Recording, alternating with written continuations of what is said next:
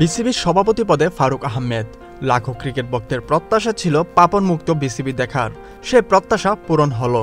পাপনের জন্য যেমন সভাপতি পদে কাজ করাটা সহজ ছিল না, তেমনি ফারুকের জন্য সহজ হবে না। বাংলাদেশের মানুষ আবেগপ্রবণ, ক্রিকেটে পরাজয় যেন মেনে নিতেই পারে না। বিসিবির নতুন সভাপতির জন্য প্রথম চ্যালেঞ্জ সমালোচনাকে সহ্য করা। ম্যাচ হারলে কিংবা প্রত্যাশিত খেলোয়াড় দলের ডাক না পেলেই চারিদিক থেকে শুরু হয় সমালোচনা।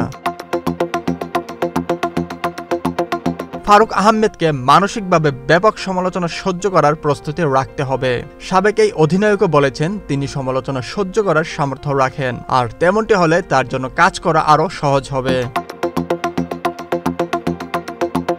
সভাপতির চেয়ারে বসা ফারুক আহমেদের জন্য দ্বিতীয় চ্যালেঞ্জ ক্রিকেটারদের মধ্যে সুসম্পর্ক তৈরি করা। পাপনের সময় ক্রিকেটারদের একতার ঘাটতি ছিল চোখে পড়ার মতো। সাকিব তামিমের সম্পর্কের ফাটল যার বড় প্রমাণ।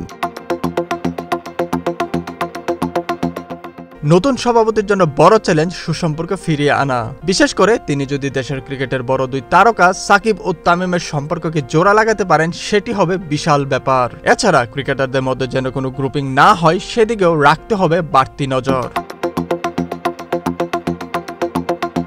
৩ নম্বর যে চ্যালেঞ্জটি নতুন সভাপতির জন্য তা হলো নির্বাচক, কোচ সহ প্রত্যেককে যার যার কাজে পূর্ণ স্বাধীনতা দেয়া। নাজমুল হাসান পাপন সভাপতি পদে থাকলেও একাধারে তিনি যেন নির্বাচকের দায়িত্ব পালন করেছেন।